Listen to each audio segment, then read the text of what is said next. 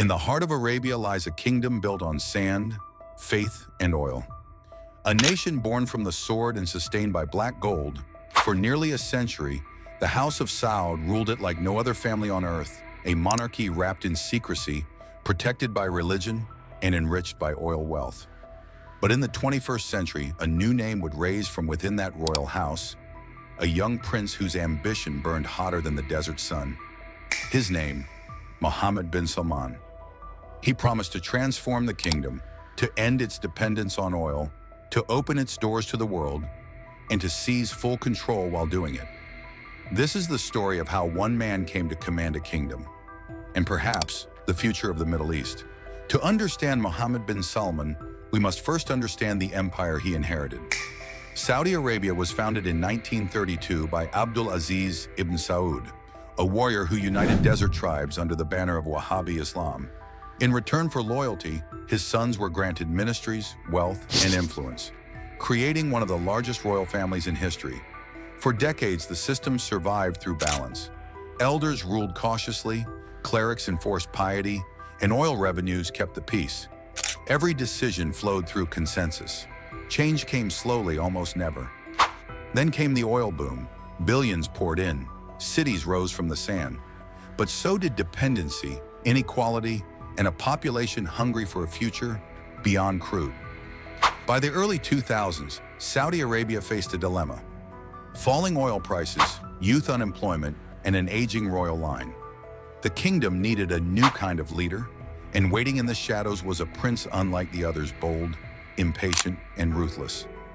Born in 1985, Mohammed bin Salman, or simply MBS, was the sixth son of King Salman bin Abdulaziz Al Saud, then governor of Riyadh. Unlike his older brothers educated abroad, MBS stayed home. He studied law, learned the system from the inside, and built loyalty among young technocrats. Those who knew him described him as driven, calculating, and sometimes impulsive, a man who believed destiny had chosen him. When King Salman ascended the throne in 2015, MBS's rise was meteoric. Within months, he was appointed Minister of Defense, the youngest in the world. He took charge of the economy, the royal court, and the oil industry, positions that normally required decades of seniority. By the age of 31, he had become crown prince, pushing aside older cousins who had waited their whole lives for that role. Inside the palace, many were stunned. Outside, the world took notice. A new generation had arrived, and it wore confidence like armor. But to truly rule Saudi Arabia, MBS would need to do what no prince had ever dared: break the old order and rebuild it in his own image.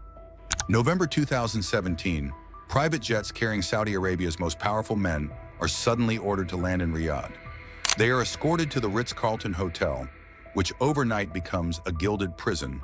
Princes, billionaires, former ministers, all detained under the banner of an anti-corruption campaign.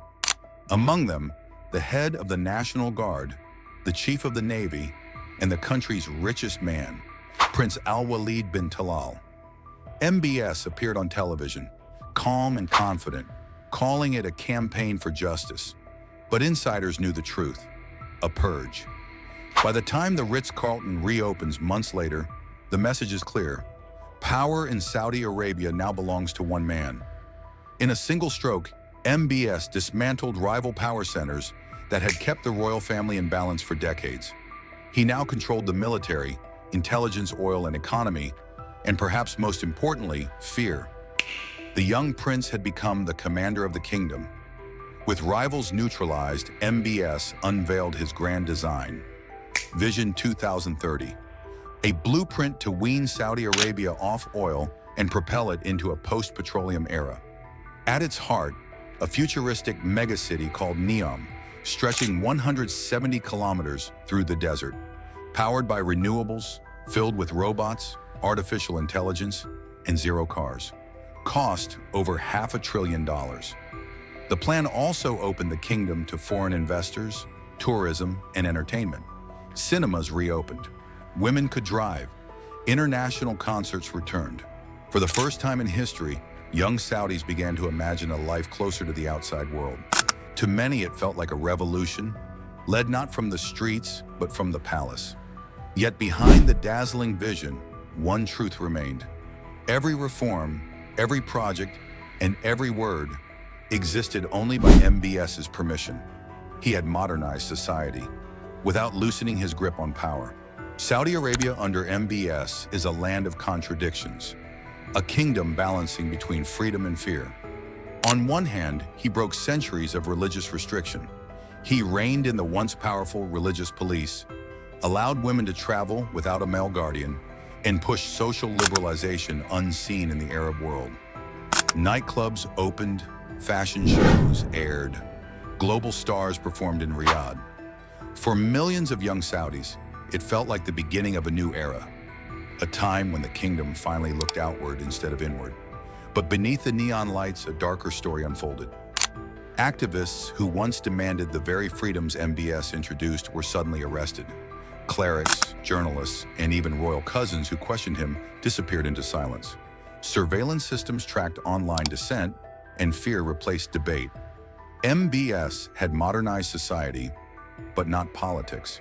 He offered social freedom in exchange for absolute loyalty. In his Saudi Arabia, progress was permitted, but opposition was not. As the domestic transformation accelerated, MBS turned outward, determined to make Saudi Arabia a global power. He redefined foreign policy with bold, often risky moves. In 2017, he led a blockade against Qatar, accusing it of supporting terrorism. He launched a war in Yemen, promising victory in weeks. The conflict still rages years later, one of the world's worst humanitarian crises. Yet even through controversy, his influence grew. The West needed his oil. Tech companies wanted his capital. Silicon Valley CEOs and world leaders lined up for meetings in Riyadh. To Washington, he was a reformer. To Beijing, a strategic partner. To Moscow, a useful ally in the energy market. Through his public investment fund, worth more than $700 billion, MBS became one of the biggest financiers in global business, investing in electric cars, gaming, AI, and football. And as global energy crises struck, one truth became undeniable. The young prince could move world markets with a single phone call. MBS had turned oil into leverage, and Saudi Arabia into a kingdom the world could no longer ignore. By the 2020s, MBS had emerged not just as Saudi Arabia's ruler, but as one of the key architects of a new Middle East. He ended the feud with Qatar. He restored diplomatic ties with Iran through a deal brokered by China. He opened dialogue with Israel. Each move signaled a new Saudi Arabia, independent of Washington's influence, confident in its own power. Meanwhile, the kingdom poured billions into renewable energy, tourism, and space programs. Riyadh transformed from a conservative capital into a global business hub. At the same time, Saudi Arabia's military strengthened and its intelligence network expanded, giving MBS unmatched reach in regional affairs. He became the power broker every nation wanted on their side. But his ambitions go further. He dreams of making Saudi Arabia not just a kingdom, but a civilization reborn. To shape that future, MBS turned to soft power. He invested in global sports, cinema, and entertainment, buying stakes in English football clubs, hosting Formula One, and bidding for the World Cup. Critics called it sports washing. Supporters called it strategy. Every stadium, every concert, and every headline served a purpose: to redefine what Saudi Arabia stands for, and to secure MBS's legacy as the man who modernized the kingdom. Inside the country, a new generation worships him as a visionary. They see the towers, the technology, the freedom to dream, and they believe the future is his to command. But others whisper that power built on fear can shift like sand. If the economy falters, if oil fades, if the young lose patience, even a commander's rule can crack. Still, MBS remains unmoved. To him, risk is the price of greatness.